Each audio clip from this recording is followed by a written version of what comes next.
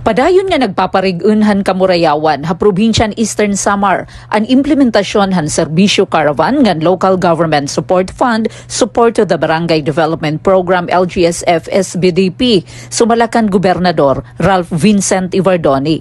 Ginpahayag inihan Gobernador durante han pakigimang raw nga ginbuhat han DILG Eastern Samar Office of Project Development Services nga ginpangunahan ni Assistant Director Engineer Rene Valera upudan DILG Eastern Samar nga ginmamanduan ni Provincial Director Engineer Jesus Jeremy Bagares didahan Abril 13. Sumalakan Ivardoni ang pagdaran serbisyohan gobyerno ngadto ha mga barangay labi na hatayaw nga mga kabarangayan nagpapakisughan pagsarigan katawhan ngan nakakabulig kapag mantinerhan Kamurayawan sugad nga chair han End Local Communist Armed Conflict ELCA ka probinsya yagintagan doon nga importante ang presensyan gobyerno ha komunidad base malikayan ang pagbalikan insurhensiya.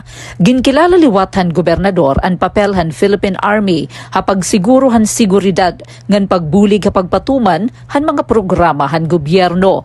Iginpahayag gihapon niya aniya padayon nga suporta ha LGSF SBDP usa nga programa nasyonal nga gobyerno nga nagaalukarhin pondo para ha mga proyekto pankauswagan ha mga barangay nga gindeklarar nga insurgency cleared ha iloromhan NTF ELCAC. Dugang pa niya, pinaaghini nga mga programa na iyahatag ang importante nga infrastruktura nga serbisyo ha mga apektado nga komunidad nga nakakabulig kapag sulbar han ugat han insurhensiya nga nagpapakusog han marigun ug panmaiha nga Kamurayawan ha Eastern Samar.